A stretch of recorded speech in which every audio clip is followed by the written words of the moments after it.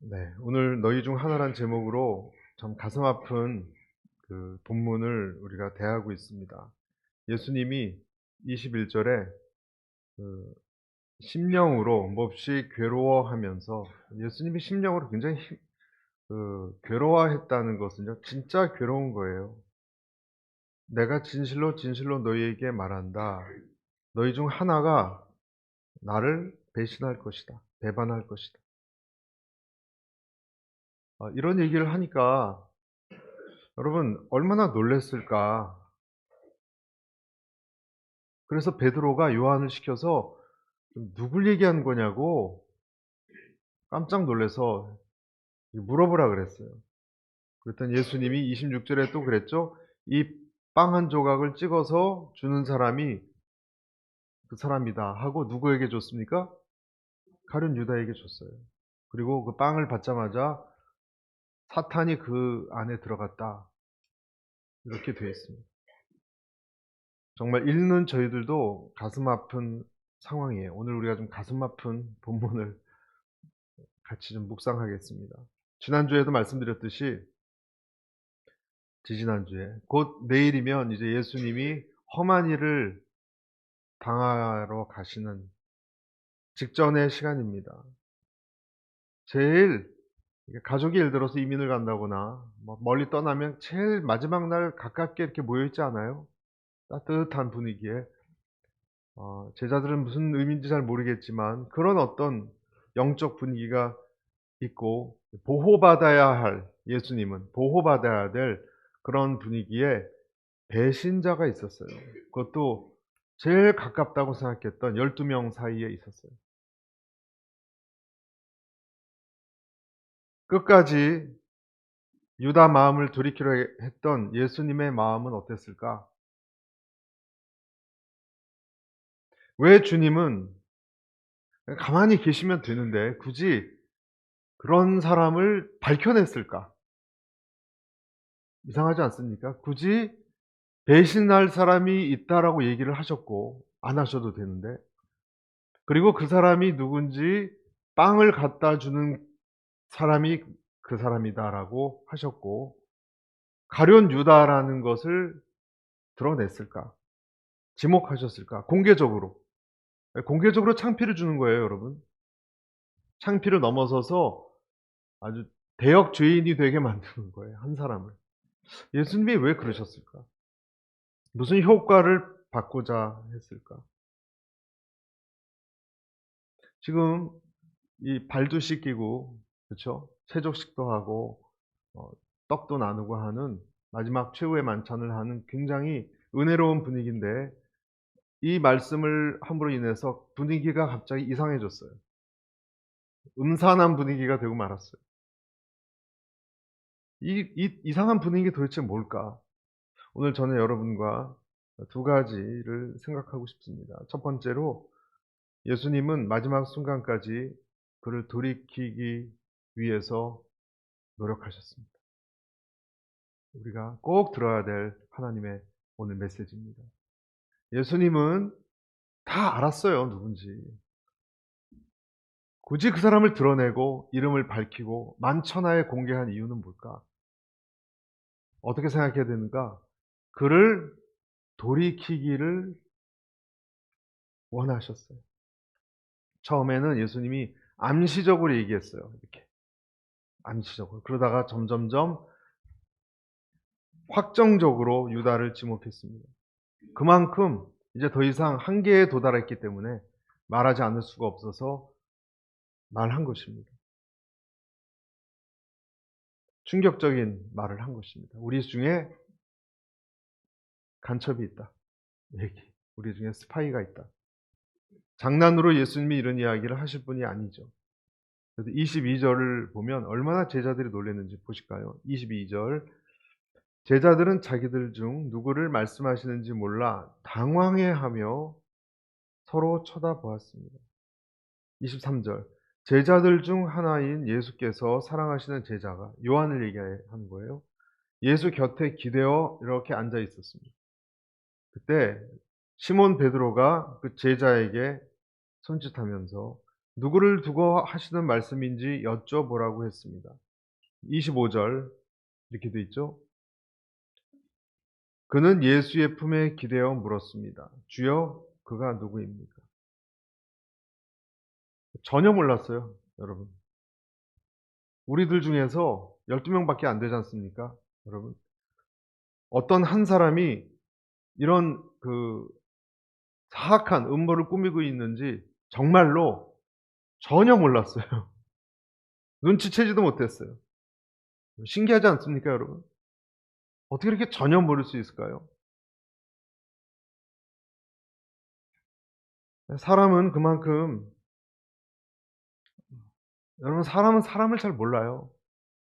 우리는 잘 몰라요. 탈북자 중에서도 여러분 그런 사람이 있습니다. 탈북자 중에서도 열심히 은혜 받고 교회 나갔는데 알고 보니까 간첩이에요. 북한에 다 보고하고 있어요.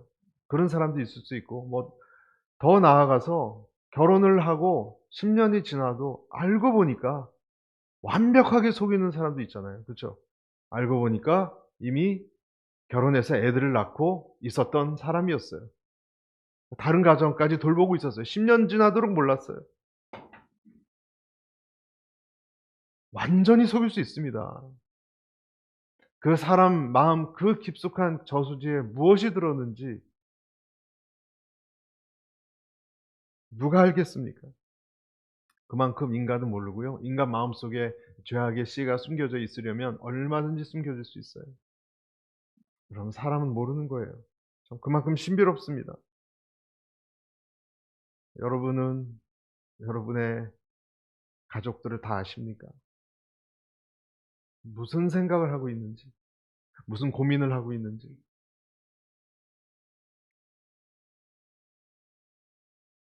참다 못해서 베드로가 예수께 사랑하시는 요한을 통해서 제자 조용히 물었더니 주님이 뭐라고 답을 하시는가? 26절입니다. 26절 같이 읽겠습니다. 시작. 예수께서 대답하셨습니다. 내가 이 빵 한 조각을 쪄서 주는 그 사람이 바로 그 사람이다. 그리고 예수께서 빵 한 조각을 적셔서 시몬의 아들 가룟 유다에게 주셨습니다. 빵을 한 조각 갖다 준 사람은 다름 아닌 가룟 유다였습니다. 저 형제라고? 저 형제가 예수님을 배신한다고? 기가 막혔을 거예요. 주님은 혼자서, 제자들은 아무도 몰랐고요. 예수님 혼자서 가룟 유다를 품고 기도하고 애쓰고 괴로워하고 하는 것까지도 전혀 몰랐어요. 그렇게 영적인, 여러분, 12명과 예수님 사이에서도 이래요. 가장 영적인, 이 세상에서 가장 영적인 모임이 이 12명의 제자와 예수님 이 관계 아닐까요, 여러분? 그러면 교회는 더 말할 것도 없죠. 교회는. 그렇죠? 죄인들이 몰려 있는 곳인데. 여러분, 교회가 천사들이 있는 곳이라고 우리가 착각하면 안 됩니다. 교회도 어지러울 수 있는 거예요. 죄인들이 모여 있으니까.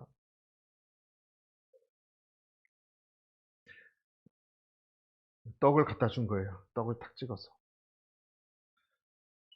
여러분, 하나님도 하실 수 없는 것이 있다고 말씀드렸어요. 기억나십니까? 얼마 전에. 하나님도 하실 수 없는 것이 있어요. 그 중에 하나가 인간의 마음이에요. 인간의 마음은 하나님이 강제로 어떻게 못합니다. 우리의 마음이에요. 어떤 면에서는 가장 은밀하다 그래야 되나요?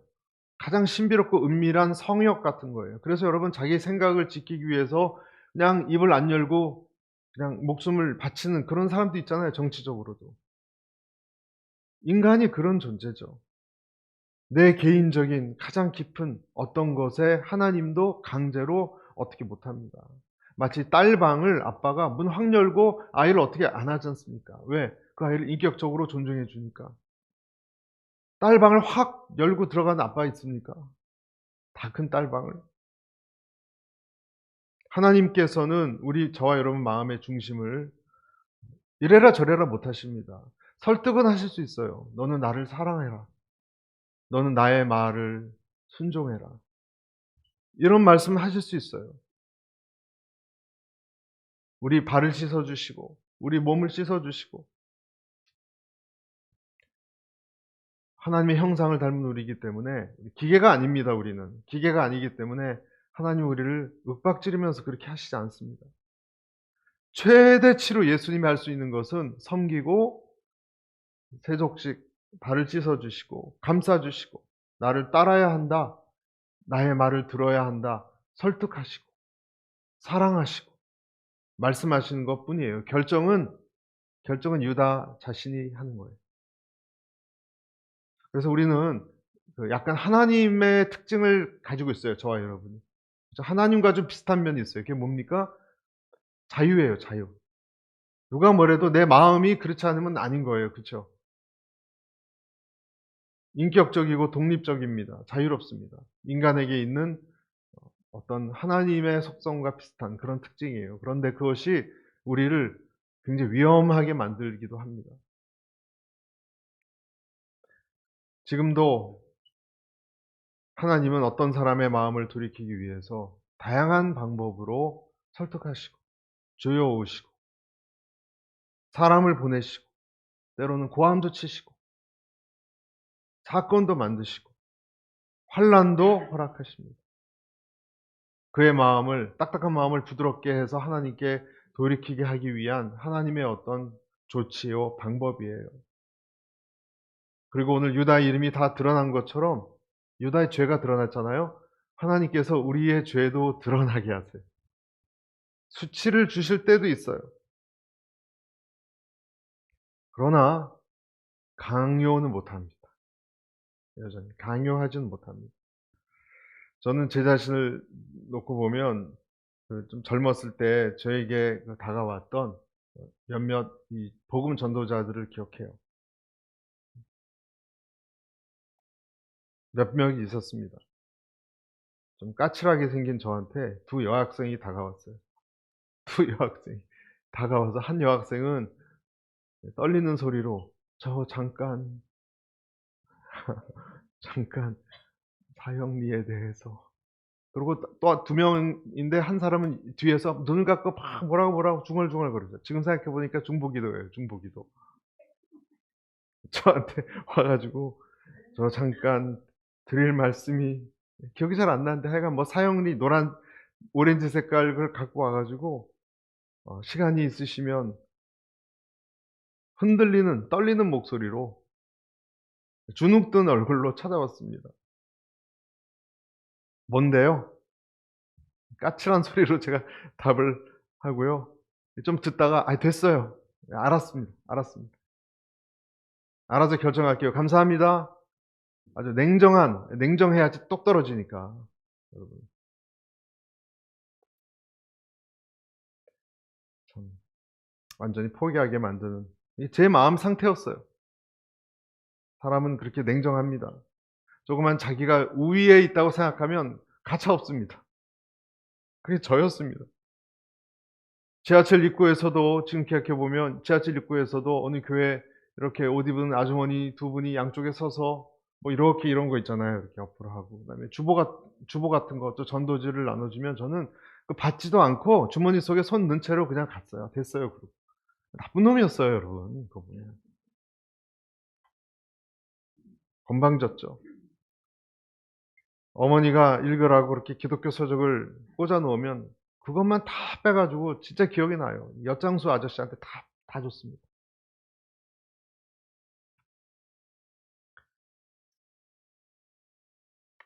제가 대학생 때 교회를 몇 번 가긴 갔는데 그때 교회를 간 이유는 끝나고 선배들하고 당구치고 술 마시려고 간 거예요. 근데 그 감리교가 좀 청년들이 그랬습니다. 제 마음은 아무도 건드리지 못했어요. 제 마음은 성역이었어요.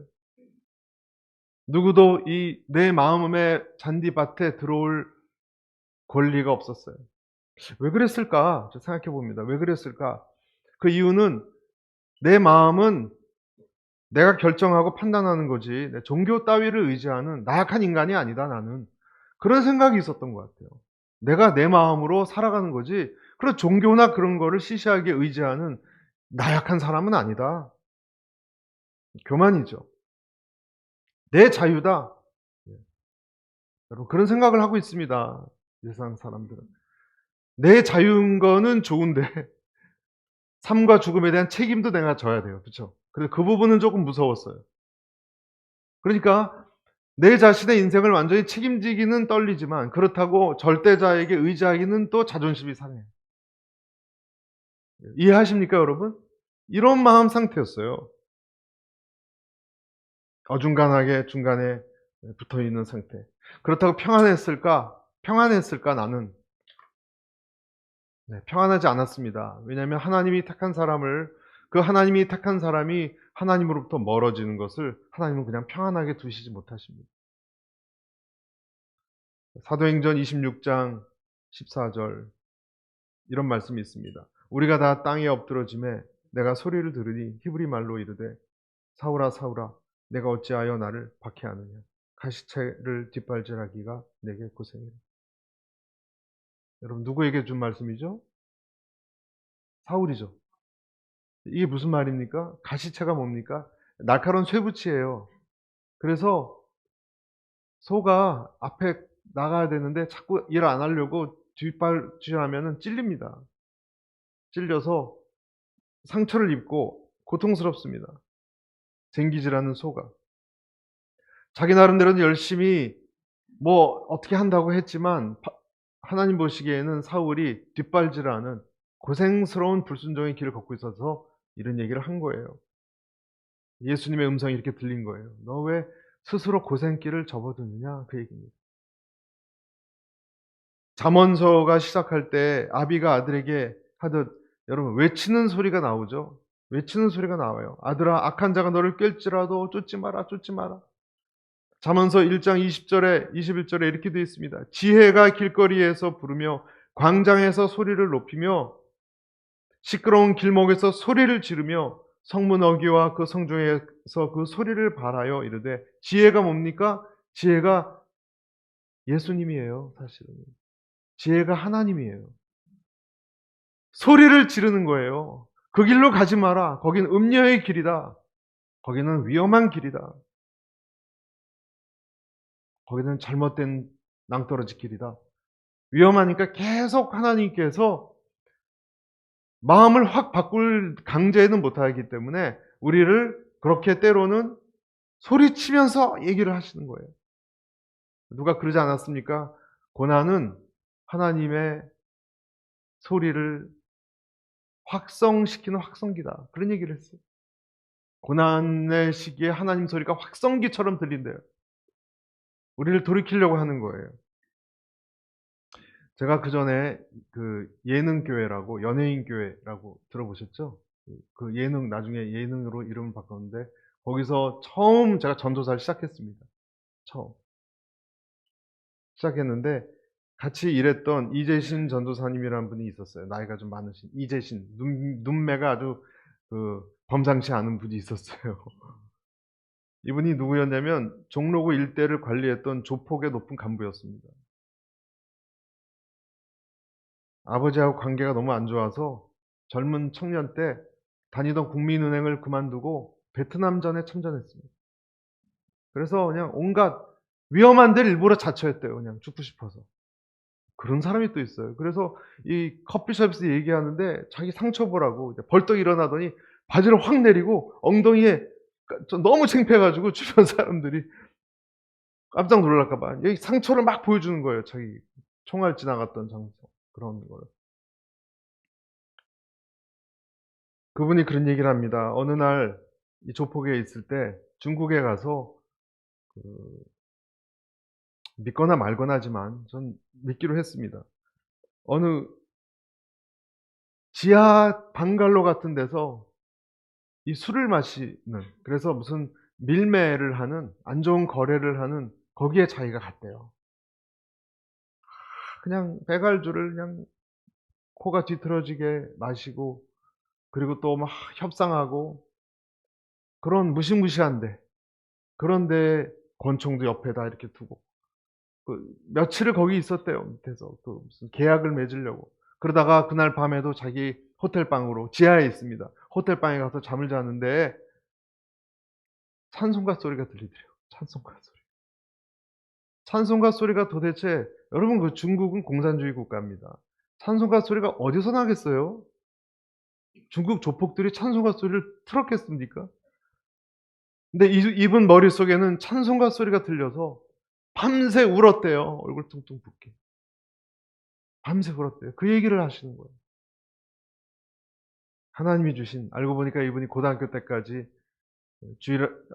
교회에서 학생회장도 하고 그랬던 믿음의 청년이었는데 어떤 이유로 됐든지 이렇게 타락했습니다.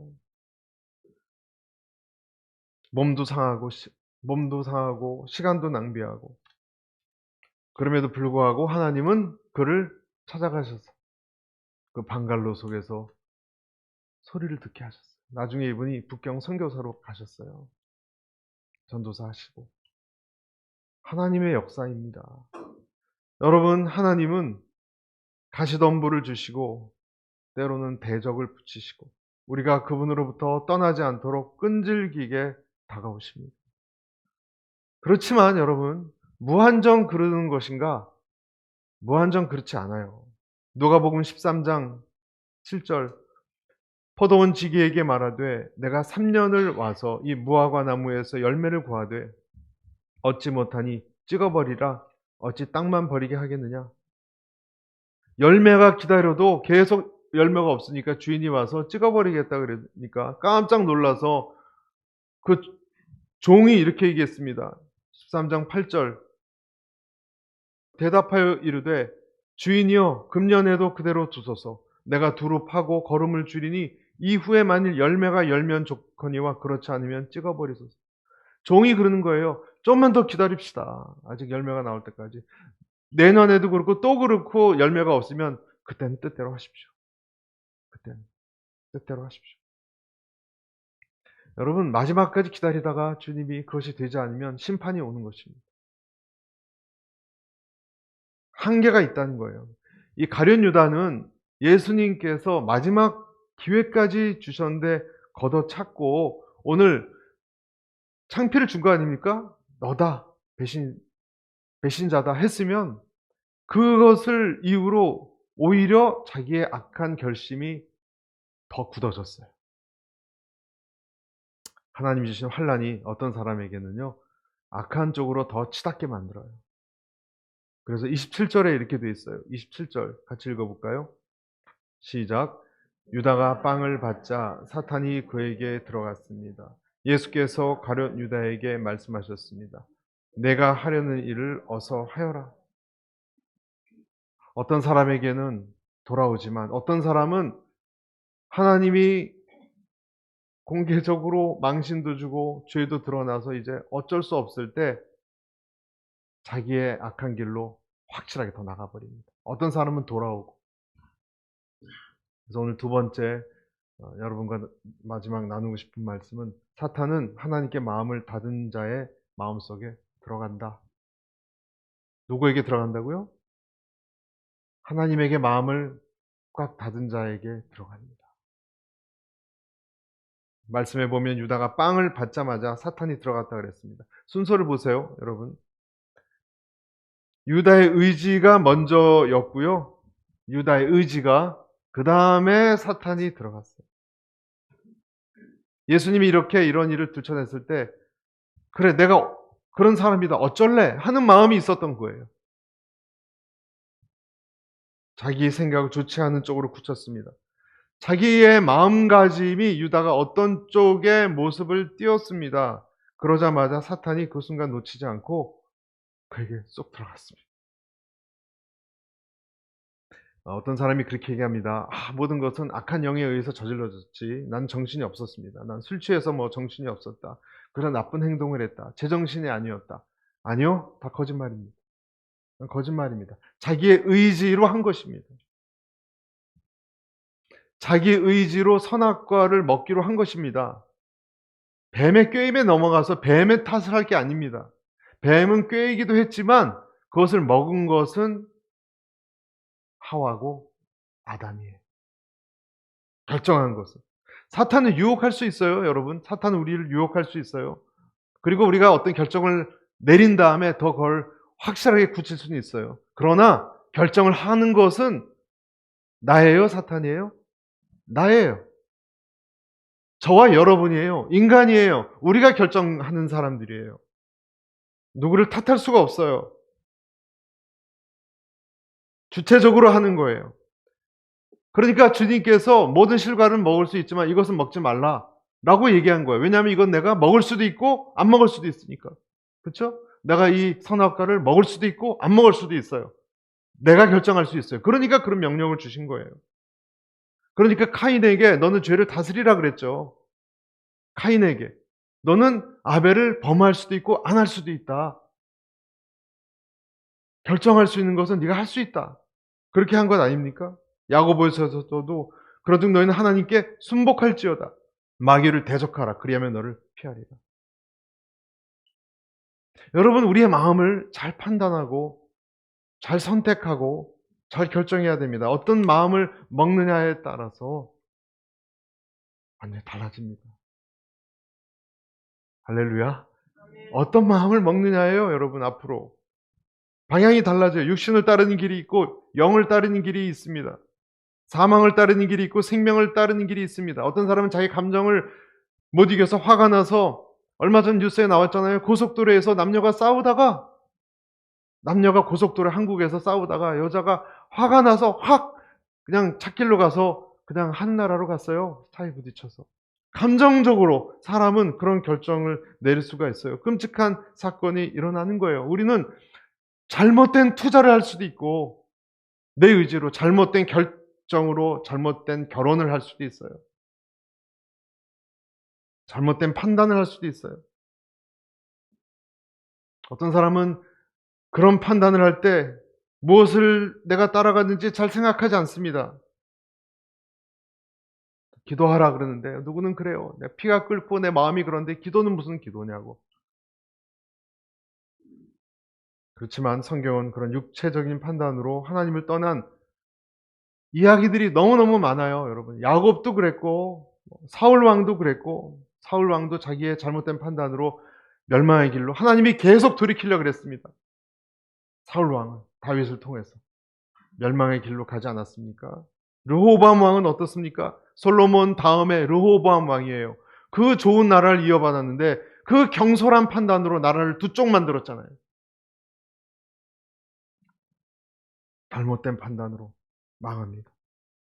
어떤 남자가 전신에 암덩어리가 퍼진 채로 응급실에 실려왔습니다. 입은 옷과 몸이 너무 더럽고 입에선 술 냄새, 악취가 나고 눈에는 노란 황달기가 섞여 있는 젊은 나이 같으면서도 노인처럼 보이는 남자예요. 의사도 정말 상대하고 싶지 않은 행여 병자. 할아버지, 어디 아프세요? 의사가 물었습니다. 나 할아버지 아니야, 이 자식아. 소리를 질렀습니다. 치밀어 오르는 화를 꾹 참고 의사가 또 물었습니다. 어디가 아프세요? 다 아파. 다 아파. 가장 아픈 곳이 어디예요? 그걸 의사인 네가 알지 내가 알겠냐? 이 남자는 정말 못 말리는 사람이었습니다. 끊임없이 병실에서 노래를 부르고 응급실에서 소리를 지르고 간호사를 보면 욕을 퍼부었습니다. 누가 말려도 소용이 없었고 응급실 전체가 소란스러웠습니다. 이 병자에게 어느 날 한 사람이 면회를 왔어요. 환자의 얼굴을 확인한 이 중년의 여인은 그 이름을 부르면서 통곡했습니다. 20년이 넘도록 그 전에 졌던 그의 아내예요. 아무도 손도 대기 싫어했던 이 남자의 얼굴을 쓰다듬으면서 부비면서 통곡을 합니다. 후회 때문이 아니라 이 남자의 병든 모습이 너무 불쌍해서 울었던 거예요. 그리고 그때부터 곧바로 병수발을 시작했습니다. 딸과 교대로 병실을 지키고 상처와 고름을 닦아주고 튜브로 음식을 공급하고 틈나는 대로 성경을 읽어주며 기도도 했습니다. 노인처럼 보이는 이 남자는 이 여자를 사랑해서 끈질기게 쫓아다니다가 결혼을 했는데 20여 년 전 아기를 임신했을 때 다른 여자를 만나서 집을 버리고 나가버렸던 거예요. 평생을 괴로움과 원망으로 살아온 이 부인이 이 남자를 20년 만에 만난 거예요. 어렵게 재회를 했지만 남자는 이미 가망이 없었고 의사는 그 인공호흡기를 떼주면서 편안하게 해주는 것이 최선이라고 말했습니다.